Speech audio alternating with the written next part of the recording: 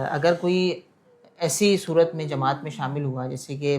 ظہر کی عصر کی دوسری رکعت میں امام صاحب تشہد میں بیٹھے ہوئے ہیں، یا مغرب کی دوسری رکعت میں تشہد میں بیٹھے ہوئے امام صاحب وہ نمازی آتا ہے اور اس نے تکبیر کہہ کر وہ تشہد میں جیسے ہی بیٹھا امام صاحب تیسری رکعت کے لیے کھڑے ہو گئے، تو اب اس صورت میں نمازی کے لیے کیا حکم ہے؟ کیا پوری تشہد پڑھے گا اس کے بعد ہی اس نے کھڑے ہونا ہے؟ اور دوسرا یہ کہ اگر کوئی شخص تشہد پوری کیے بغیر ہی امام صاحب تیسری رکعت کے لیے کھڑے ہوئے، وہ بیٹھا تھا، وہ بھی امام صاحب کے ساتھ کھڑا ہو گیا، تشہد نہیں پڑھی، تو اس کی نماز کا کیا حکم ہو؟ دیکھیں، تشہد میں اگر تو وہ امام کے ساتھ بیٹھ گیا اور امام کھڑے ہو گئے، یعنی یہ بیٹھ چکا تھا، صحیح، تو اب تو اس پر لازم ہے، واجب ہے کہ عبدہ و رسول تک پڑھ کر پھر کھڑا ہوگا۔ صحیح، اور اگر یہ بیٹھنے کی طرف جا رہا تھا، امام کھڑے ہو گئے، تو اب یہ چونکہ بیٹھے ہی نہیں ہے، تو اب یہ کھڑا ہو جائے گا امام کے ساتھ اور اپنی نماز امام کے ساتھ پڑھے گا۔